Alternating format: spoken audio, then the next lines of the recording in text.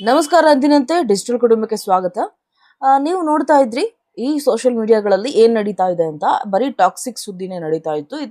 ಇತ್ತೀಚೆಗಷ್ಟೇ ಸಾಕಷ್ಟು ಪ್ರಮೋಷನ್ಗಳಲ್ಲಿ ಬ್ಯುಸಿ ಆಗಿರುವಂತಹ ಟಾಕ್ಸಿಕ್ ತಂಡ ಇದೀಗ ಒಂದು ಸಂಕಷ್ಟವನ್ನ ಎದುರಿಸುವ ಒಂದು ನೆಟ್ಟು ಈಗ ಎದುರಾಗಿದೆ.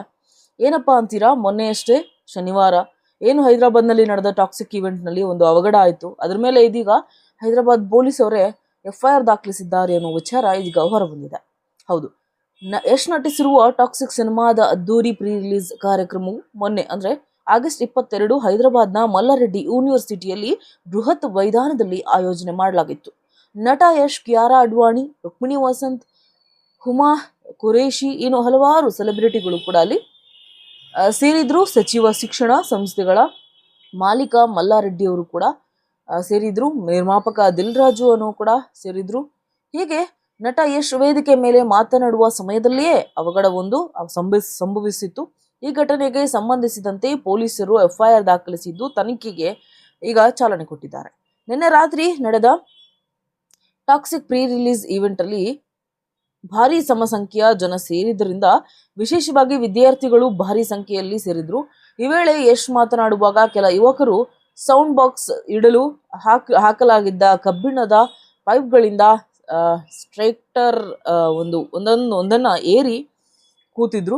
ತೂಕಕ್ಕೆ ಸೌಂಡ್ ಬಾಕ್ಸ್ ಕೆಳಗೆ ಬಿತ್ತು. ಅದರ ಜೊತೆಗೆ ಮೈಕ್ಗಳು ಕೂಡ ಬಿದ್ದು ಮಾಡಿದ ಸೆಕ್ಟರ್ ಸಹ ಏನಿತ್ತು ಅದು ಕೂಡ ಕೆಳಗಡೆ ಉರುಳಿ ಬಿತ್ತು. ಸೇರಿದ್ದ ವಿದ್ಯಾರ್ಥಿಗಳು ಸಹ ಬಿದ್ದರು. ಈ ಅವಘಡದಲ್ಲಿ ಕೇವಲ ವಿದ್ಯಾರ್ಥಿಗಳಿಗೆ ಗಾಯಾಳುಗಳಾಗಿದ್ವು ಅಷ್ಟೇ. ಇದೀಗ ಈ ಘಟನೆಗೆ ಸಂಬಂಧಿಸಿದಂತೆ ಹೈದರಾಬಾದ್ನ ಪೊಲೀಸರು ಸ್ವಯಂ ಪ್ರೇರಿತ ದೂರು ದಾಖಲಿಸಿಕೊಂಡಿದ್ದು FIR ಸಹ ದಾಖಲು ಮಾಡಿಕೊಂಡಿದ್ದಾರೆ. ಘಟನೆ ನಡೆದ ಮಲ್ಲಾರೆಡ್ಡಿ ಇನ್ಸ್ಟಿಟ್ಯೂಟ್ ಏನಿದೆ, ಮ್ಯಾನೇಜ್ಮೆಂಟ್ ಹಾಗೂ ಟಾಕ್ಸಿಕ್ ಪ್ರೀ ರಿಲೀಸ್ ಇವೆಂಟ್ ಆಯೋಜಿಸಿದ್ದ ಈವೆಂಟ್ ಮ್ಯಾನೇಜ್ಮೆಂಟ್ ಅವರಿಗೂ ಕೂಡ ಅವರ ವಿರುದ್ಧ ಕೂಡ ದೂರು ದಾಖಲಿಸಿಕೊಳ್ಳಲಾಗಿದೆ. ಪೊಲೀಸರು ತನಿಖೆ ಶುರು ಮಾಡಿದ್ದಾರೆ. ಮೊನ್ನೆ ರಾತ್ರಿ ನಡೆದ ಅವಘಡದಲ್ಲಿ ಯಾವುದೇ ಜೀವಹಾನಿ ಆಗಿಲ್ಲ.